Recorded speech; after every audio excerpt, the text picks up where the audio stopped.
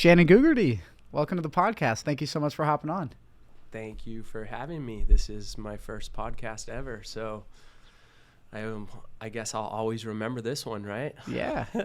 And I think you should do a lot more because you have so much to offer people. You have a great story. For those of you that don't know who Shannon is a former UFC fighter. He is my Jiu Jitsu coach and the owner of Rise Above Jiu Jitsu. And he is a very high-level black belt in Brazilian Jiu Jitsu. And somebody I consider a great mentor and basically family. So wanted to have you on the podcast. You're the first person in the new studio with the new stuff. So excited Awesome. for that. Congratulations. I mean, you're an awesome person yourself, Kevin, and I'm proud to have you as a student and a friend. And you inspire me just as much, I think, as I inspire you. So, yeah. Thank you. Awesome. So tell everybody a little bit about you and your history in the UFC, fighting, all of that. All right. Well, it started back, I think, my story or starting to train, because I didn't just think one day I was going to be a UFC fighter and just start jumping right into, a cage after that. Yeah. I think I started training MMA right after I graduated high school. Maybe even my senior year of high school, I started training MMA. I didn't know what I was doing. I have two brothers, one older, one younger, so plenty of training partners in the house right there to start with. And my older brother was the one who got me into wrestling, and he basically made me wrestle. I was more of a soccer player, actually, in that time. But ironically, I would get in more fights than my brother. But he would always beat me up at the house, or when we would, kind of fight, he would get the better hand of me. But so I guess that kind of like triggered me into wanting to just get stronger, get better, and start training. And wrestling was definitely a big help. I remember as a freshman wrestling, I wrestled for Hilltop High School, and they were a great wrestling team, wrestling school. I had some good training partners who also started mixed martial arts training right after high school, and they helped me out along with my brothers, and we started buying DVDs. That was the first time we started seeing UFC and MMA. We would go to a place called The Warehouse back in the day, or Sam Goody's, that would sell DVDs of Pride, a mixed martial arts organization from Japan, really well known. Obviously, them and the UFC were the two biggest MMA promotions. And yeah, I remember my senior year of high school, we would go and save our money and go buy DVDs and watch the fights, because there was no pay-per-views. It would just turn into, or there probably was, we just didn't know about it because we weren't on the internet or any Facebook, social media,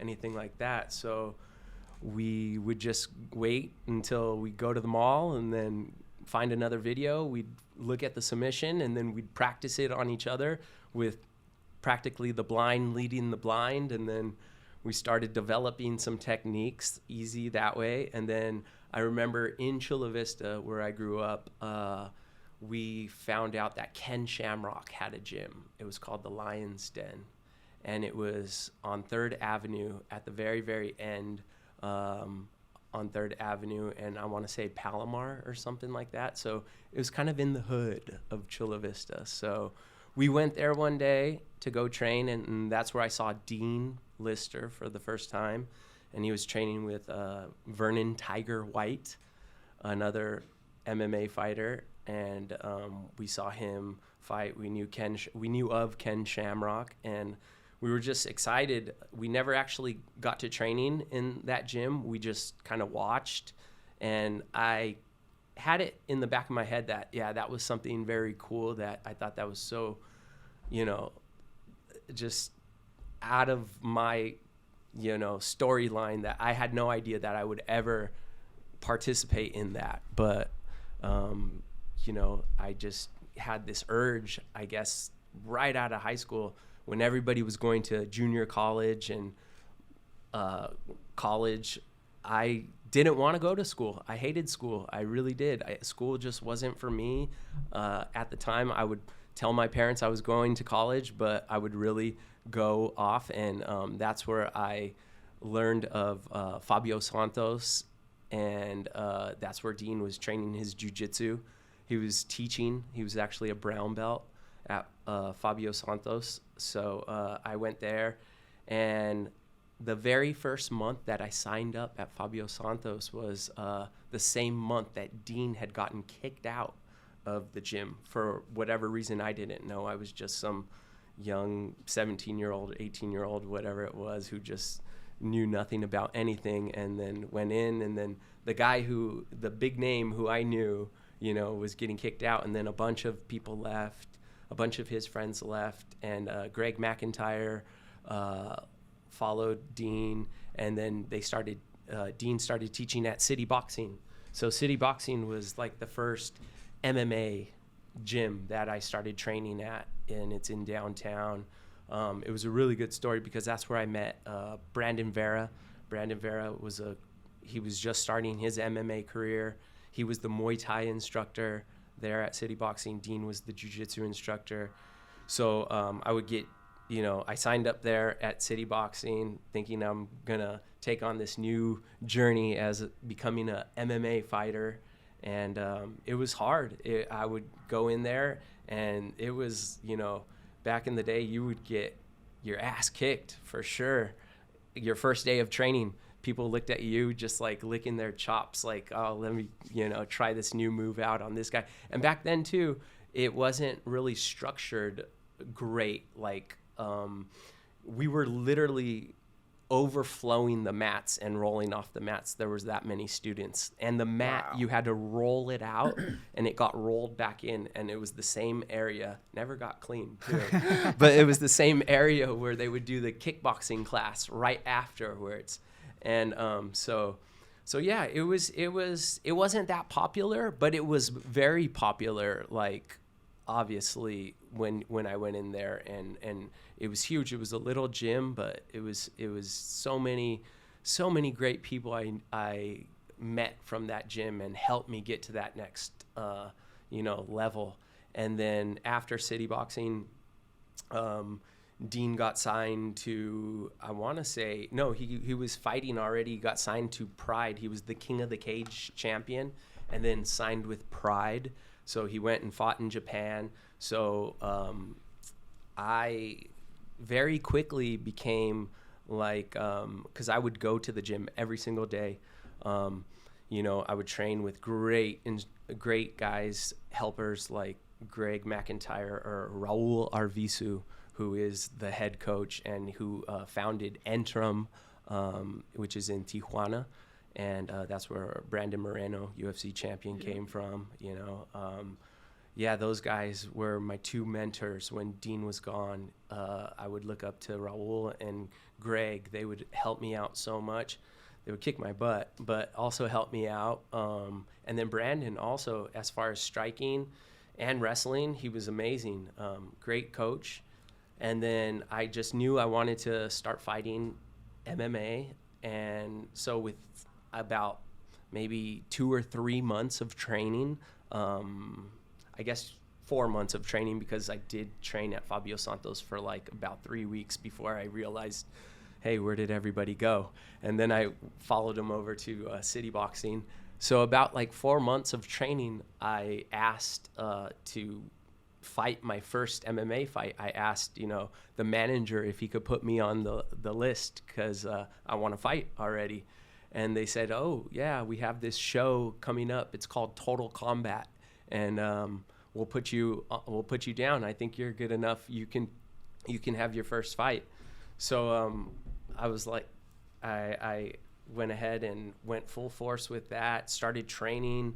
The fight was about a month out, I think it was. So my makeshift training camp with my two coaches, obviously, who I looked up to, was my two main head coaches was Dean for Jiu Jitsu and MMA, and then Brandon also for striking and MMA.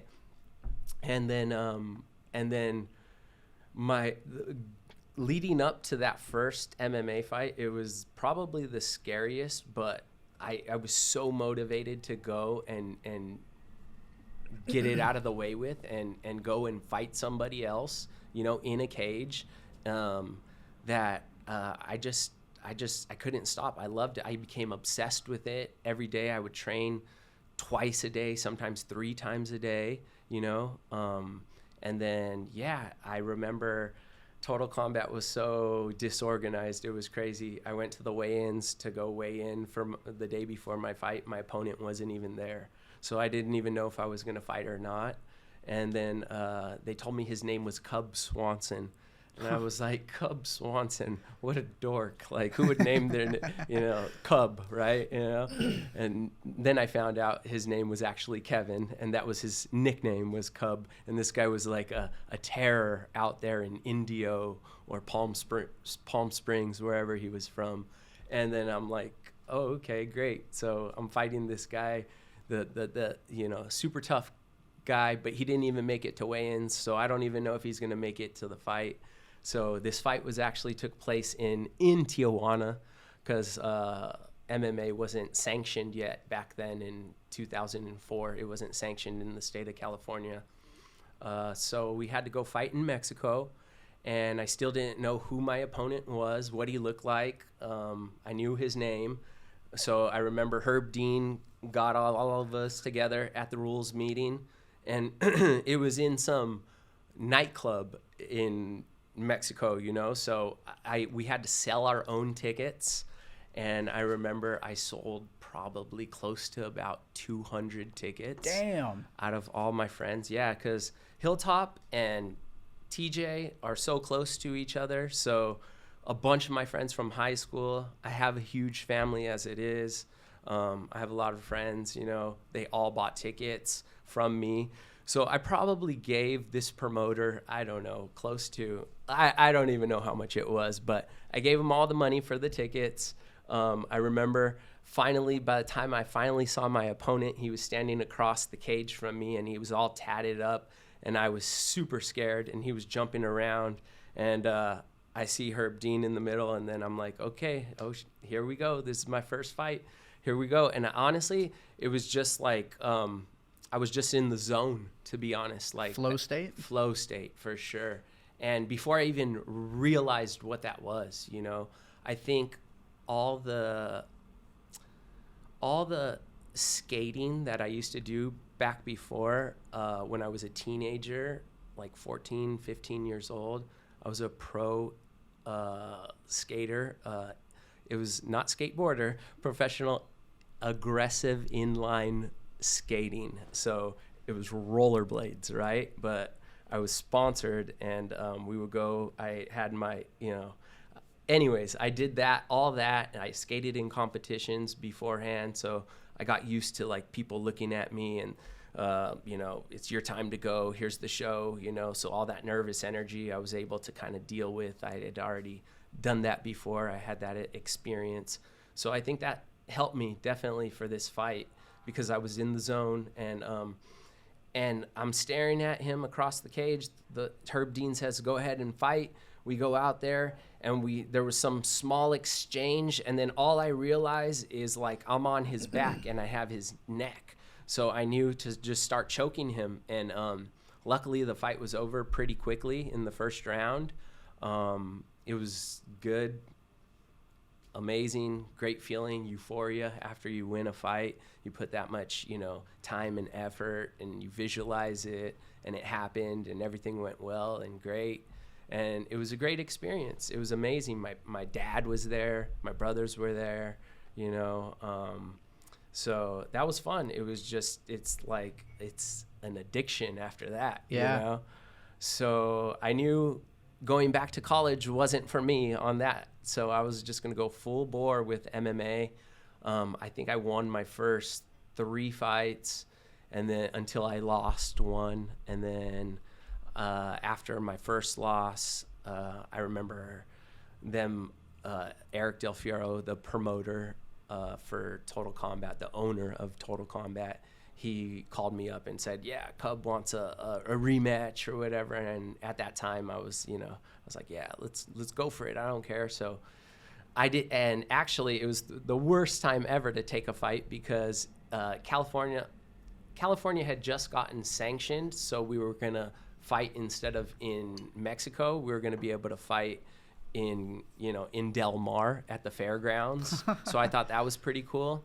So let's go ahead and do it. But simultaneously, Dean was leaving Pride and got signed to the UFC. So Dean wasn't able to help me in my training at all during that training camp. I actually didn't really have a head coach. I just had a bunch of training partners, and I'm not trying to create any excuses. It was just I don't recommend this if you are a new fighter, if you're, a new person starting your MMA career. You definitely want to find a head coach. You definitely want to find some good training partners and stick with them and listen to them, because that's pretty much in general on any subject matter, right? You want to learn from somebody who knows a lot more than you and who has experienced it. So that's when Greg and Raul really helped out. My training partners, when I didn't have coaches, those kind of became my coaches.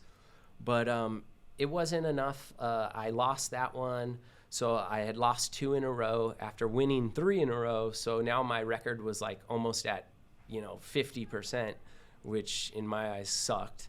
So so I thought, what do I have to do? I have to just go back to the drawing board, regather everything, set up a training camp, an actual training camp, make sure my head coach was going to be there at my fight. Because like I was telling you, after your, jiu-jitsu tournaments that you've gone to, when I went to my first probably 25 jiu-jitsu tournaments, I never had a coach. We would just go enter and that's it.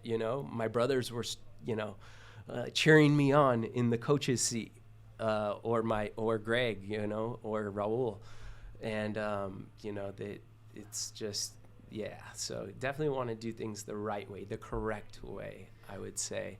And, that helped me out a lot. Structuring it, having the experience of winning and losing. And then I luckily went on, I think it was 8. I'm not sure exactly. It was like an 8-fight winning streak after that. Damn. And then the UFC had called me. The matchmaker called my phone and he said, Shannon, this is Joe Silva. How are you doing? I have you under no manager. So I'm talking to you, and I'm asking you if you would like to fight in 4 weeks out. Anderson Silva's going to be the main event. He's going to go up in weight, fighting against a guy by the name of James Irving, who is just coming off of a big win.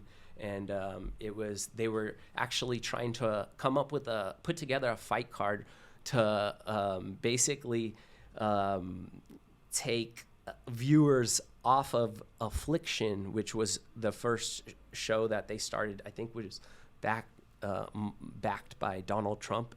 I may be wrong on that, but I'm not sure.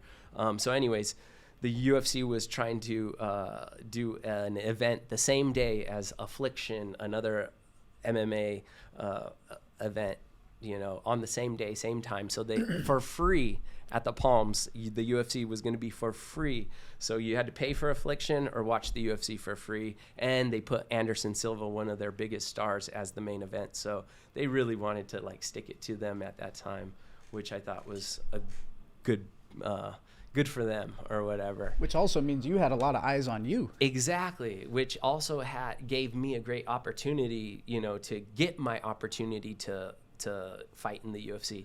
And actually, it's a funny story. On that phone call when Joe Silva called me and asked me to fight in the UFC, I thought it was just a joke, and I hung up on him the first time. So he called me back right away, and I looked at the number, and it was coming from, I think it's 702 is the area code, and that's Vegas, right? 702? Yeah. So, and he told me it's not a joke. This is the day, Shannon. And then I was like, okay, well, shit. I better start training. Yes. My answer was yes. I didn't ask for what my money was. I didn't ask for what, because, by the way, after my first fight down there at, where was it, Baby Rock or Tangaloo, one of the nightclubs in downtown, I forget, where I fought Cub. In TJ, that I sold like 200 tickets to. Yeah. I got paid $200 for that fight. Dollar a ticket. $200. So, thanks, Eric. Anyways, who cares about that? Money still isn't even, I don't do it for money. I don't even teach for money. I do what I love, and then the money will follow. Yeah. That's for sure what my whole mindset and theory is in life. So, that pretty much brought me to the UFC. And then, luckily I won my first fight. Pretty similar to how I won my very first MMA fight against Cub. And then I pretty much had 5 fights in the UFC. I fought there for a little over 2 years, I think it was. In the UFC? Yeah, in the UFC. I shouldn't have taken my last fight because it was a short notice fight, and I was just coming off of a loss. And I didn't really have the expertise on and knowledge of knowing that, oh shit, they might cut me, or I could get cut after this. So I just wanted to help out and say and get a win back. But they gave me Clay Guida in altitude, tough opponent, super nice guy. He beat me. And they gave me my walking papers after that. After they cut me after that, and then they went, go ahead, go on. You're free to go and fight in any other promotion you want. And I actually, right after I got cut, I got a lot of people started emailing me in from organizations that I had no idea of, from all over the world, really. I went back to being a trainer at the gym that I was working at. We had since then left City Boxing a long time ago and went to the boxing club for a little while. I taught there, and then we left and went to open up Jocko's gym, which was called Throwdown originally. And they changed the name from Throwdown to Victory. There's a long story about that one, but yeah, I was the first. I literally helped put in the mats at Victory, at Throwdown, whatever you want to call it. At that time, I literally helped install the cage. I taught every single class there, from the kids class, from the 6:30 a.m. beginner class, Monday, Wednesday, Friday. I would teach the 11 a.m. MMA class, which was pretty crazy because Dominic Cruz would show up sometimes in there. We would get a whole bunch of great fighters. Jan, I can't even say his last name, but he was training with us at that time. The Polish, superstar now. There was a lot of great fighters. So I want to take a step back real quick, because you said something really important. When you went into the UFC for that first fight, and you mentioned this about your first fight against Cub, when you had mentioned visualization, right? So how much of your success in the UFC, in fighting, in business, how much of visualization, like, how does that play a big role for you? Absolutely. You couldn't have hit it more on the head than that. Yeah. Visualization, I would visualize the fight and winning the fight, and just visualize anything that could go wrong during the fight. I would do this even before knowing to do this, if you know what I mean. Before I even knew that was like a thing, you know. I would visualize a lot, but just putting myself in bad scenarios, in difficult scenarios, which definitely Dean, Jocko, Raul, Greg, Toby Imada. Oh my God, that's another person who just helped me in my MMA career leaps and bounds. You know, he was just such a great training partner.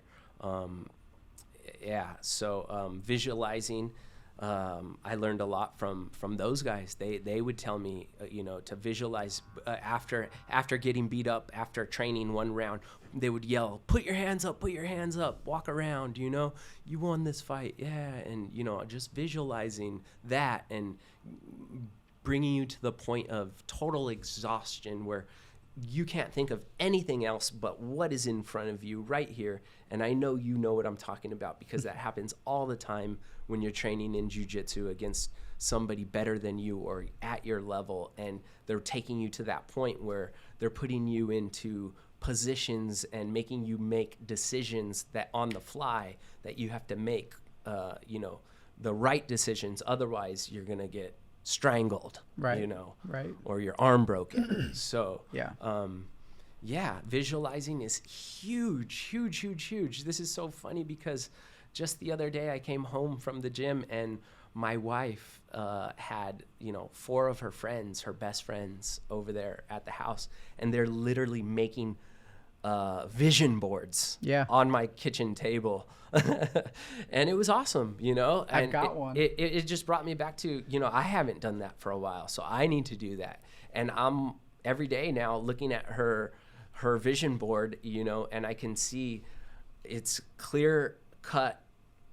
There it is right there. It's staring you in the face every day when you wake up, and it helps you get, as soon as if you start, your mind starts getting off track, it brings you right back to that, what your, focus is. Yeah. And definitely helps you.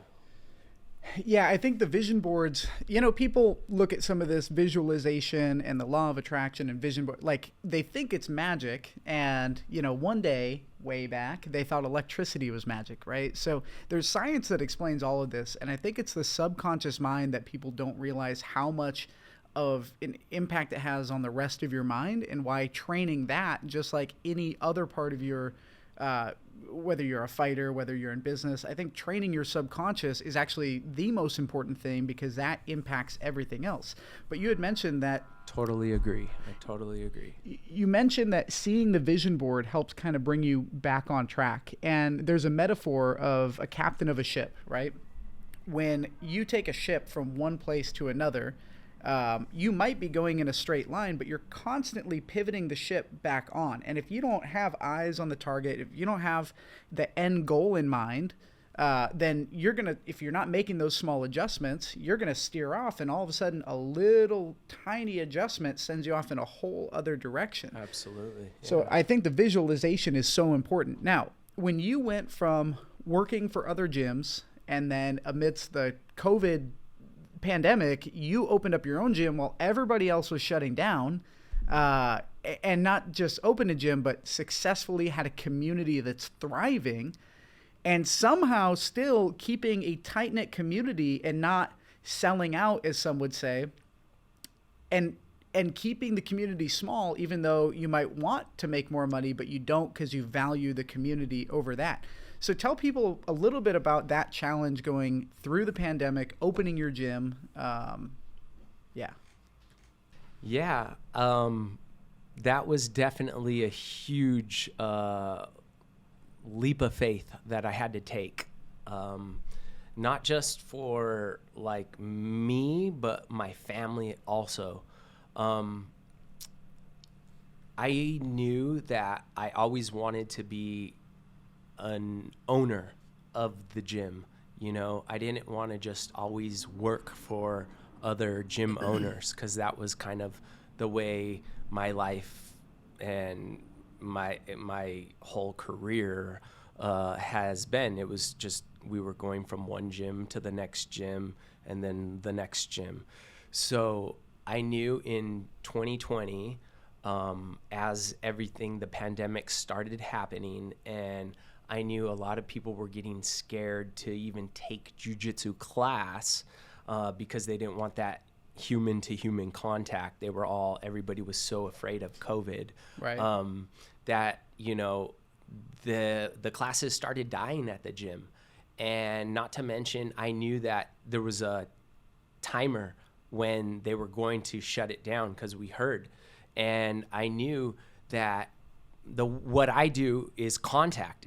There's nothing going to change about that. I'm not going to stop training jiu-jitsu. I'm not going to stop training wrestling. Yeah. I'm not going to stop hitting mitts. Right.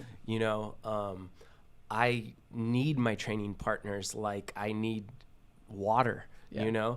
I need my students also, because that they are also training partners, not just training physically, but me mentally training, me mentally thinking on what type of curriculum I'm going to teach to these new jiu-jitsu practitioners, or what type of curriculum am I going to teach to these, blue, purple, brown belts who already know the basics and fundamentals, who are over that, and they want to learn the more newer, cooler, the new move, what's going on, whatever that may be. I have to keep everybody engaged.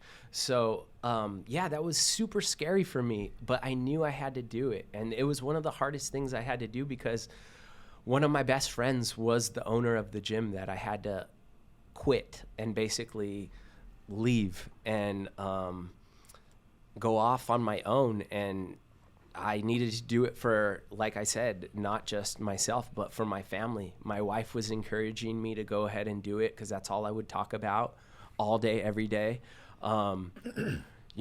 We had very little money in our savings at that time. And she said, take all of it and open the gym. Quit the gym, quit where you're at right now, because I know you're not as happy as you can be, as happy as you want to be. So you take all that money and open the gym. And that was the scariest probably week of my life, because that was when I was actually going to go to the bank and take the money and start buying mats and rent the space, and I needed help. I had no idea. So I needed mentors. So luckily I had some mentors like Eric Vaca, who is a great real estate broker, San Diego finest city homes and loans. So he's a great friend of mine, and he helped me find an agent to find me a commercial building that I could, afford, and throw some mats in and call it a gym. And, hey, let's start this jiu-jitsu academy, because that's all I wanted to do was teach jiu-jitsu. And that's the only way that I made money, was personal training, holding pads and teaching people how to strike, how to wrestle, how to do jiu-jitsu. So that was my way of life. That was my identity. So with the pandemic coming and shutting everything down, it basically put me in almost a state of depression. Yeah. But with my wife being luckily married to the right person, she believed in me more than I believed in myself, and told me to just go ahead and do it. So, wow. I'm lucky to be married to Lola Gugerty. She's done so much for me, and obviously we've created this great family. I have a little daughter, and who I can't wait to start teaching jiu-jitsu. But I don't think I'm going to be her jiu-jitsu instructor. I'm going to help out, but I want her to have her own jiu-jitsu instructor. I think it's very important for that as a parent, because I know how to be a good parent. I have been teaching kids jiu-jitsu for over 25 years. Jocko taught me how to teach. I was Jocko's assistant when he would teach the kids jiu-jitsu class. He showed me how, my only other job that I had besides teaching fighting, teaching jiu-jitsu, gym job, was actually after school program supervisor. It was called the DASH program, Dynamic After School Hours. So it was 2 hours every day at an elementary school.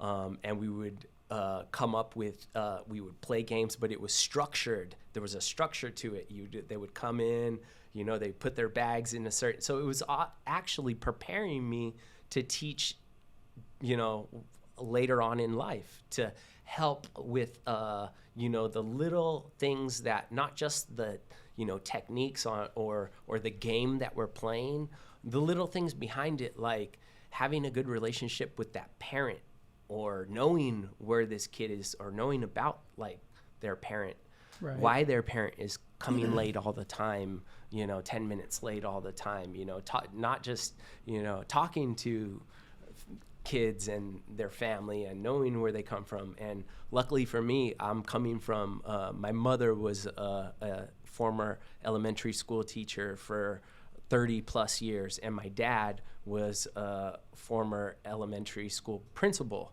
you know, for 30 plus years. So I kind of came from that family of It's funny that you hated school. Yeah, right? Because my dad's a teacher too, and my mom was a school nurse for a while, and I hated school. Yeah. I think that's kind of one of the things that makes people get the entrepreneurial bug is not liking authority and being told what to do, and knowing that they can take advice from other people and there's other people that know better. But when you have that intuition of running your own ship, like you had the intuition that you needed to do this, like it was almost like it was planned out before, you know, for you, right? Like it's weird how things like that happen. And it's so funny, sorry to steer, but it's funny because the way that we met was funny, because Donald, who worked for me, you were related to.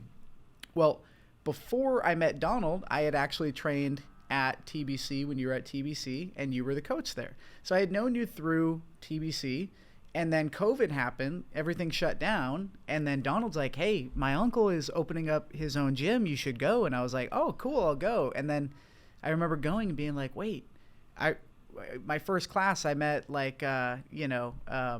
Pedro was there. A couple people that I had. He's a monster, huh? He's a savage. He's a monster. A couple of these guys that I had met at TBC under your class, right when you were kind of leaving there, I was like, wait, I think I know you guys. And then it clicked. I'm like, oh, this is the same guy. Like, what are the chances of that, you know? And then,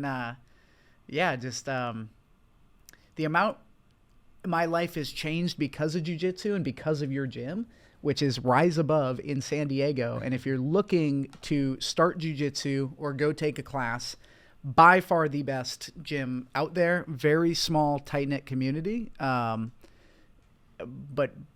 we have 65 members. Yeah. So, which is, you know, there's some gyms that have. And we had at one point during the pandemic, we were up to around 80.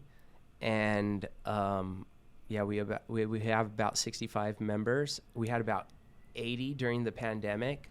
About 10 of them went back to Victory, which I totally understand. And they're all my friends. Like, they just were training with us because Victory was closed at that time. And now they went back to Victory because, yeah, that's their coaches. And they, you know, they have a connection with them for over years, you know. So I totally understand that. And I never, ever get upset at any of my students if they ever have to leave my gym, or if they decide to go to another gym because they like it better, then awesome for them. I cheer them on whatever they want to do.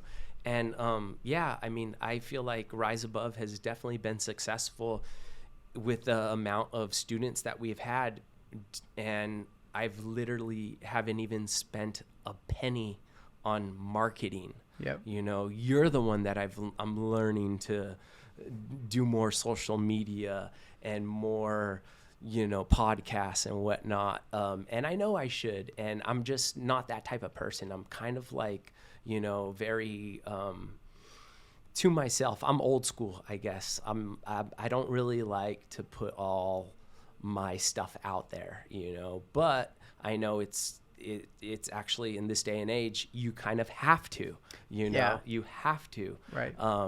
But yeah, you know, with that amount of students, that I have plenty of kids alone to pay, you know, the rent on my building. Yeah. And I've only had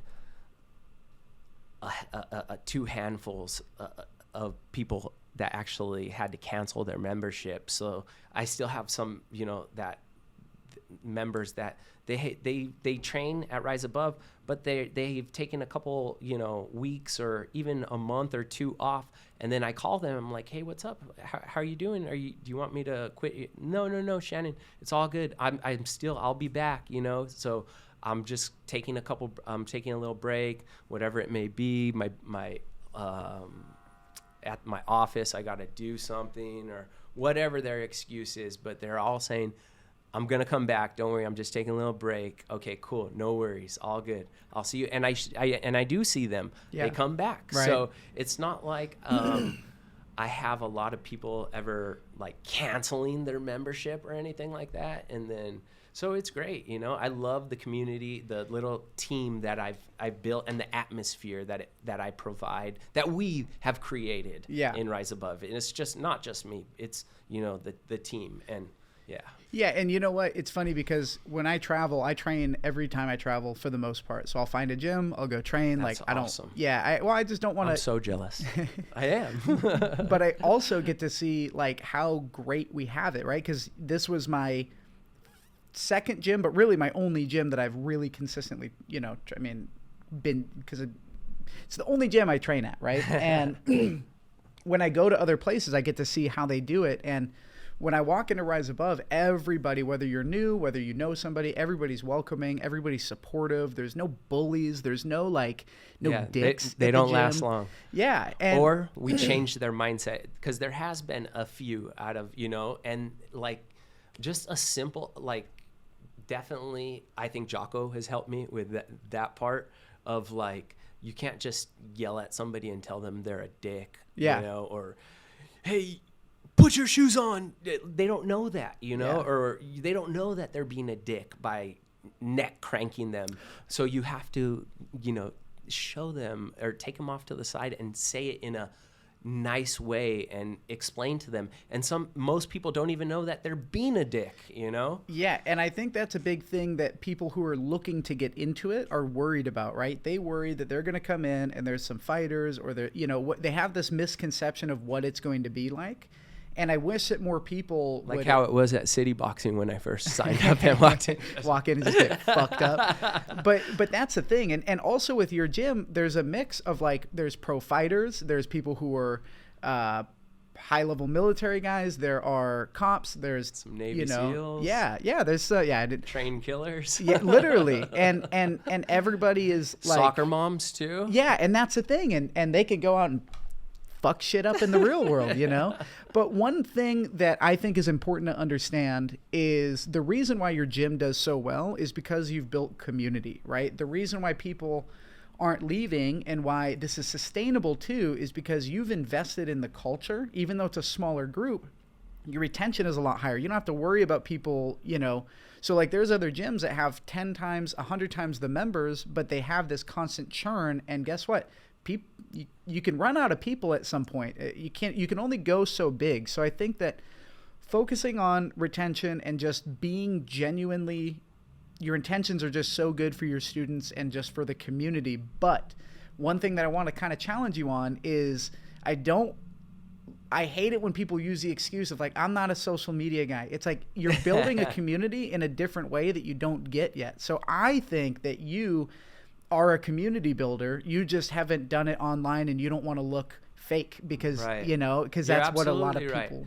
Right. And to be honest, I come from the generation of when I fought in the UFC, it was a little bit before the Conor McGregor generation. Yeah. Whereas, fuck you, look at me, I'm the best, and then, I'm more of like, not me in my abilities wise, but I am more of the mentality of like more of George St. Pierre of like, be humble and, be a nice guy. Don't be a dick, that's it. Be humble after your win. And still, even to this day, I am humble. I never, would scream. I help my partners up if it's a jiu-jitsu match and I sub them out or whatever, it's all love. that's how I am. I don't know. Yeah. And it's so genuine too. Like the first, I remember so my first tournament, right? I've done so much growing at the gym. Like it has been, and it's all because of you and the community you've built. But I remember my first tournament, I was so excited, but also so nervous, and I overthought, and I was sick. I think I may have ended up having COVID. I don't know, but I just wasn't mentally, you don't know till you know, right? And a tournament is crazy because you don't know who you're going against. You don't know what their level is. And I lost both of my matches, and it was just like, you didn't get subbed though, right? I did on both of them. Yeah. Oh, shit. Yeah. I just gassed out, which is weird because I'm thinking of your last two that I was watching. Okay.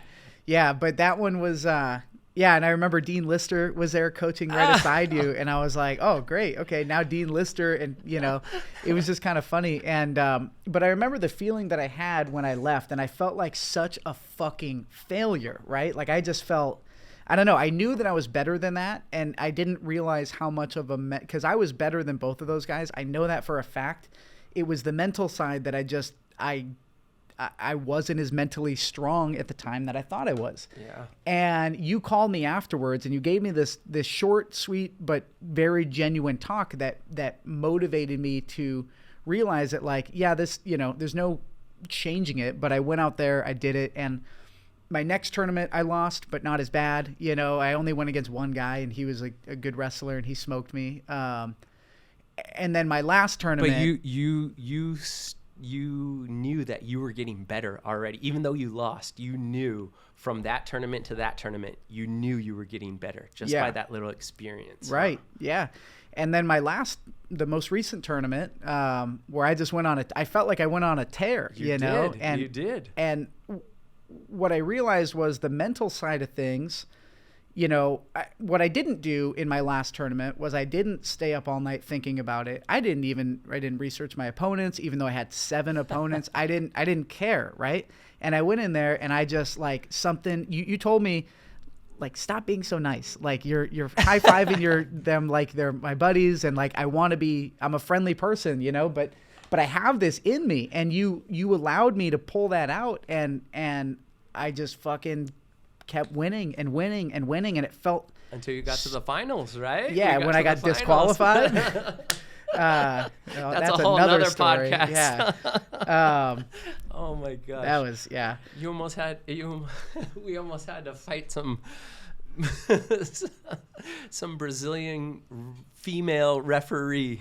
Well, who it was twice the other size team. of both of us. Yeah, and the other team too. Yeah. Yeah. But anyways, we'll save that for another day. I'll shoot a YouTube video about that. That was crazy. But what I learned from that was you learned a lot. Yeah, I mean you grew so much. I saw Kevin growing from his very first tournament till what was that, your third? I think now. Yeah. So you've only had 3 tournaments that you've done, and I've seen you grow leaps and bounds, like enormously from the first tournament to the last tournament. You were literally in the finals.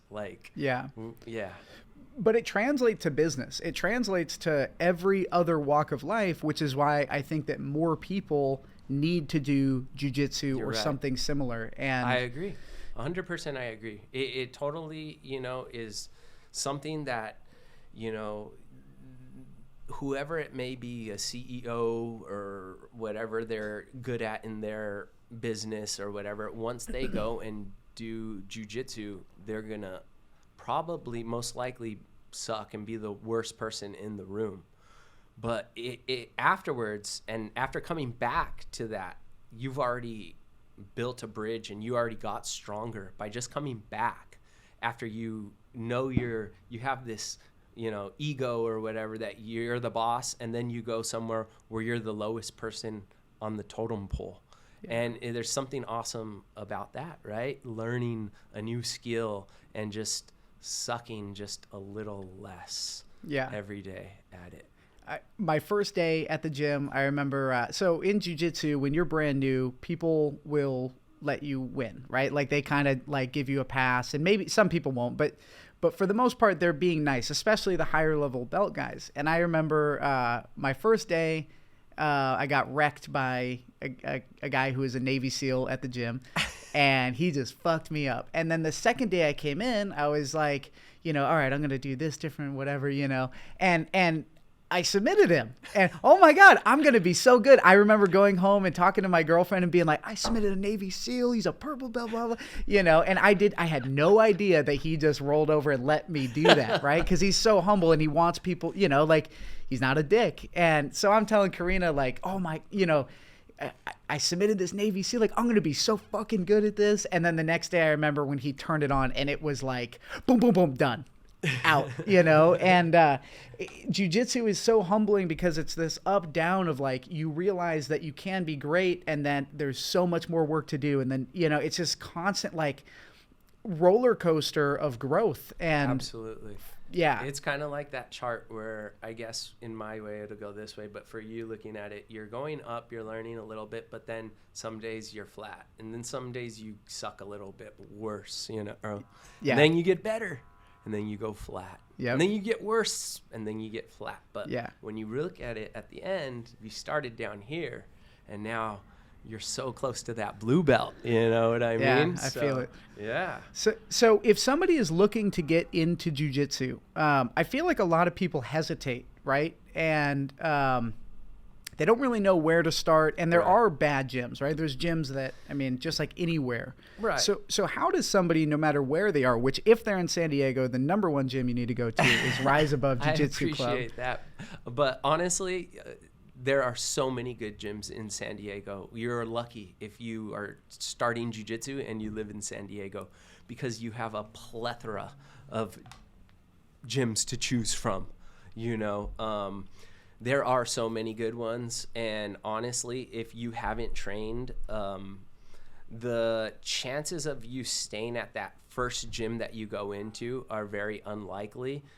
As a matter of fact, I encourage you, if you've never trained, to go and train at a couple different gyms, and don't sign up at your first gym that you go to. Go and try out take the week trial or whatever it may be. Some gyms have better, some.